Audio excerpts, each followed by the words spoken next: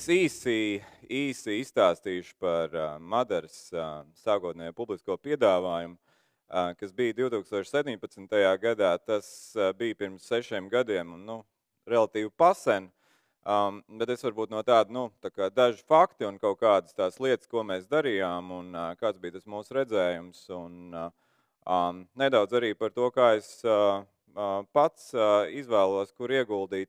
Un tad otrajā daļā īsi par APF Holdingu, kuras esmu padomes loceklis, un uzņēmums ir tā kā pēdējās sagatavošanas fāzēs, lai varētu arī sākt parakstīšanos. Tātad, kāpēc mēs nolēmām kļūt par publisku uzņēmumu? Pirmkārt, uzņēmums kā tāds jau no sākotnē ir bijuši vairāki dalībnieki. Tas nav nekad bijis tāds tā kā viena cilvēka uzņēmums, un uzņēmums vienmēr ir bijis ekstraverts. Tātad, to, ka mēs esam komunicējuši, mēs esam bijuši atklāti, caurspīdīgi, tā kā mums tas šķita tā kā iziet biržā, tas ir tā kā nākošais solis šajā tā kā atklātībā. Protams, tie mērķi, ko mēs gribējām izdarīt, ir vēlējāmies piesaistīt kapitālu tālākai uzņēmuma attīstībai, uzlabot uzņēmuma reputāciju. Tiek uzskatīts, ka uzņēmumi, kas ir biržā, ir tā kā ar augstāku tā kā uzticamības pakāpi, jo ir šis pienākums pēc informācijas sniegšanas, un tur arī vadībai vēl ir papildus atbildība, lai tas tiktu darīts. Tā kā, tā bija vēl viens mērķis, un trešais mērķis, kur varbūt mēs bijām tajā laikā, 17. gadā, varbūt tādi inovatīvi, bija tas, ka mēs vēlējāmies dot privātajiem investoriem, principā jebkuram, kuram patīk uzņēmums vai patīk produkti vai zīmols, ļaut ieguldīt bez nekāda tur limita, tad varēja nopirkt vienu akciju. Principā, kas šeit nav minēts, bet kas pēc tam izvērtās kā ļoti pozitīva lieta ar biržu, ir tas, ka liela daļa mūsu darbinieki ir arī caur biržu kļuvuši akcionāri. Mēs realizējam aktīvu opciju programmu, tā kā principā šī te ir tā kā 4.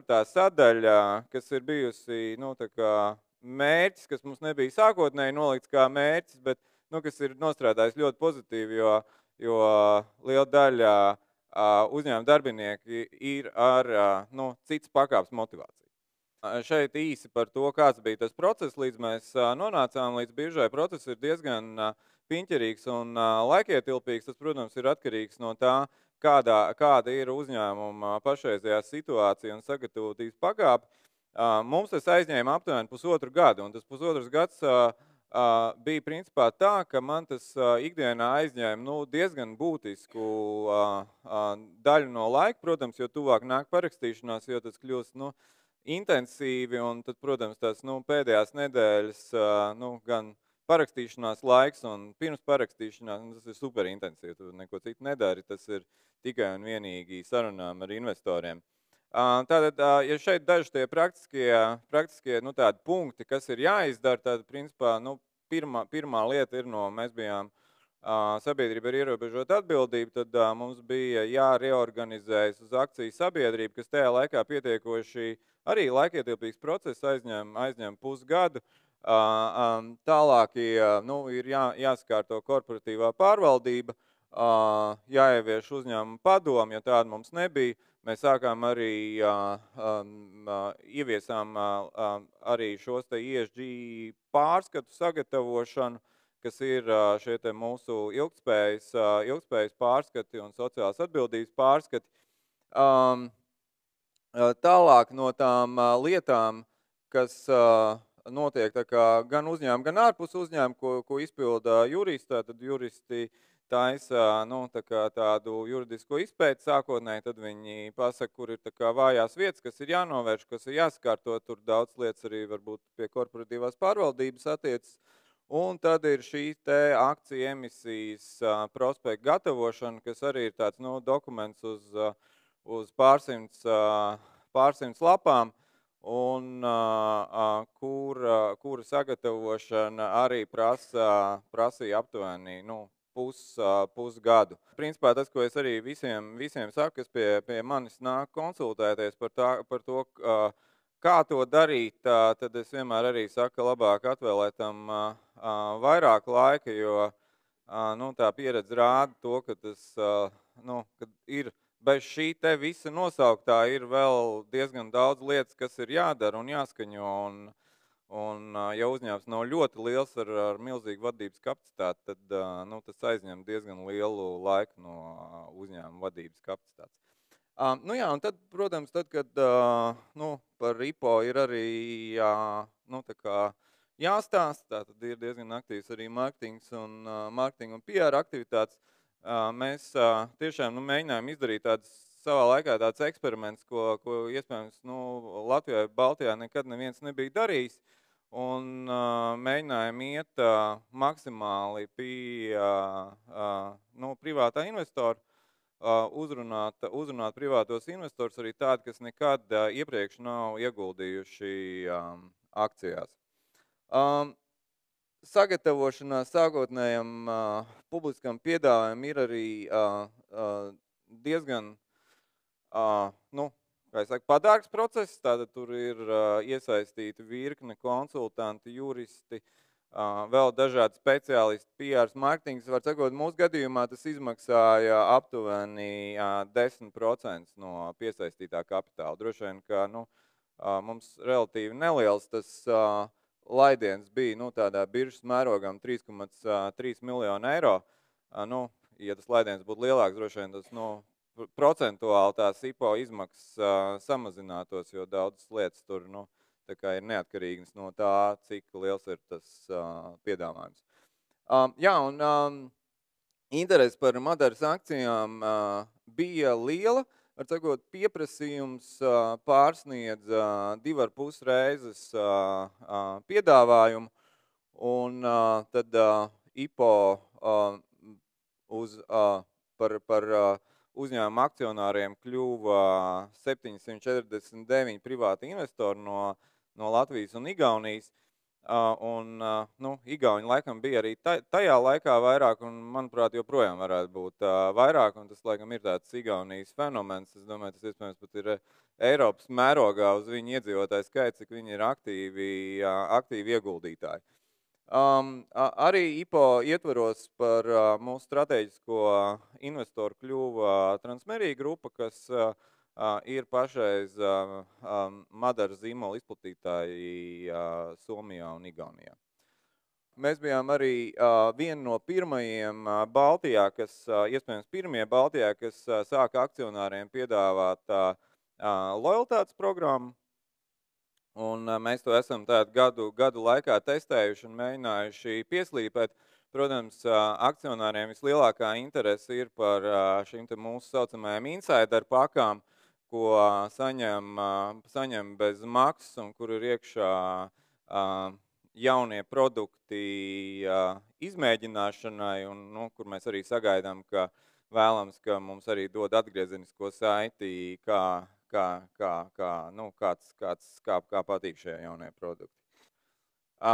Šeit es pievienoju tādu apgrozījumu peļņas dinamiku, kopš mēs izgājām biržā no 17. gada, tad mēs redzam, ka uzņēmums ir krietni paaudzies. 21. gadā tas stabiņš kaut kā palicies uz augšu, tai 22. gadā nebija tik liels tas kritums.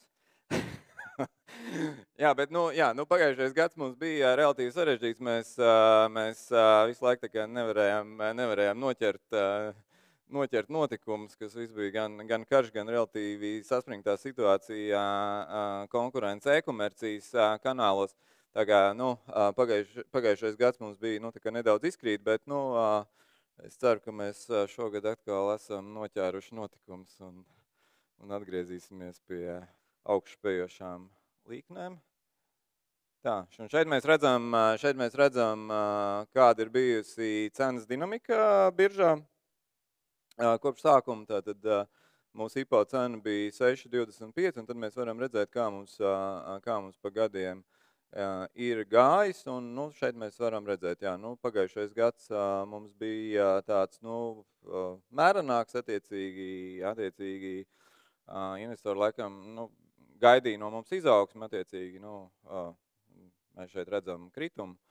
Tātad, kā jau arī šeit Swedbank kolēģi minēja, ka šis akciju cena ir svārstīga, bet, kā es saku, mēs katru dienu ejam ar vienādu enerģiju uz darbu un strādājam maksimāli, lai varētu uzņēmumu attīstīt. Un tie ārējie notikumi dažkārt ir ērtāki, dažkārt nav tik ērti. Mēs tā kā cīnamies un darbojamies ilgtermiņā. Tad vēl otrai sadaļai par APF holdingu, kas ir viens no uzņēmumiem, kurš plāno šī gada 4. ceturksnī sākt dot publisko piedāvājumu.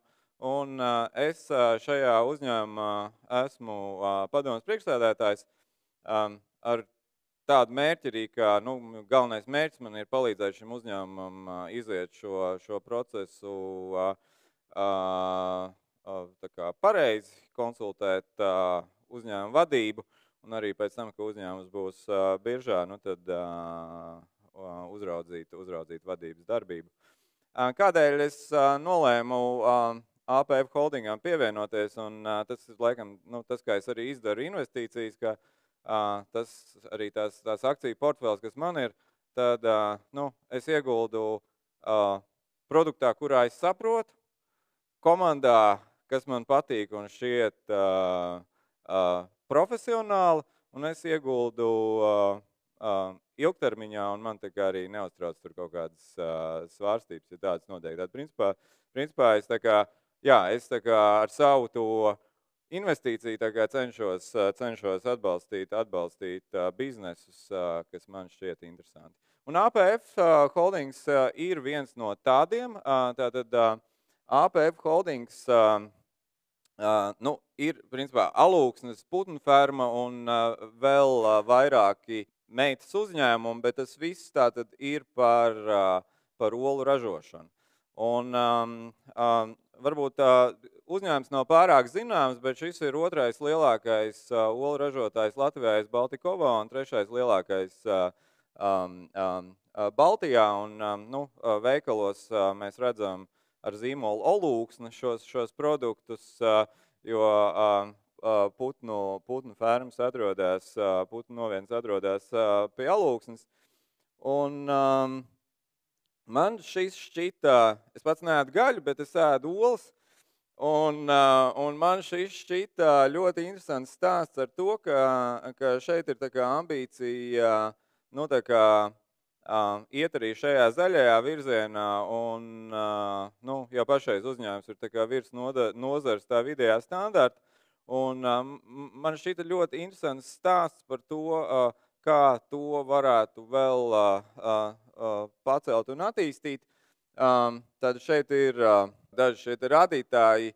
Pagājušā gadā uzņēmumam bijis 11,2 miljonu apgrozījums, EBIT 2,1 miljonus eiro, un šogad pirmajā pusgadā ir 7 miljoni, un EBITDA ir gandrīz, nepilni gandrīz tā kā pagājušajā gada līmenī. Sākotnējā publiskā piedāvājuma mērķis ir no pašreizējām 3 novietnēm nonākt līdz 5 novietnēm, kas būtu šīs te kūtī dētās olas. Jau pašreiz 2 no 3 kūtīm ir šīs te kūtī dētās olas. Un tātad šeit arī šis ir tas viens no aspektiem, kā APF atšķirās no nozars vidēji uzņēmumi, jo pārsvarā visi joprojām ir šīs te sprostos turētās vistas, kas ir jau, kur Eiropa ir pateikusi, ka no tām ir pārskatāmā laikā vispār jāiet projām. Un tātad šeit ir ļoti konkrēti mērķi, tātad palielināt šo te ražošanu no 105 miljoniem olu gadā līdz 180 miljoniem olu gadā, un arī pašiem izveidot Preiļos šo te jaunputnu audzēšanu, lai varētu nodrošināt savas fermas. Bizness savā ziņā ir ļoti tāds, tā kā, nu, salīdzinot ar Madaru, varbūt, nu, man vienmēr liekas tā kā, nu, kā es saku, stabilāks, jo šeit, tā kā, nu, kā es saku, tā kā olas ēdīs vienmēr un ēd katru dienu, un šis te bizness, nu, salīdzinot tās, kā es redzu, kāda ir, nu, APF organizācija, salīdzinot ar Madaras organizāciju, tad mums ir daudz vairāk jāvelta pūles pārdošanai un mārketingam. Šeit tas, nu, manuprāt, ir relatīvi stabili paredzams, kas tur notiks, jo visas olas vienmēr tiek pārdotas. Tad olas ārā netiek mestas. Tā, nu šeit ir par tām investīcijām, tad sākotnējā publiskā piedāvājumā plānots piesaistīt 7 miljonus eiro, bet kopējās investīcijas būs pie 17 miljoniem eiro. Virs 11 miljoniem būs 4. un 5. vistu novietnes izbūve, jaunputnu kūts Preiļos nepilni 2 miljoni, un tad arī Alūksnē tiks uzlabot šis te, nu, šķirošanas cehs, pakošanas cehs, un vēl tiks izveidots cehs, kas būs dažādiem šiem te augstākas pievienotās vērtības olu produktu ražošanai. Tātad 7 miljoni sākotnējais piedāvājums, tātad tiks emitētas 15 līdz 20% jaunas akcijas, un tātad tas valuācijas tā robeža aptuveni pašreiz, kas ir ar konsultantiem izrēķināti, ir aptuveni starp 35 un 45 miljoniem.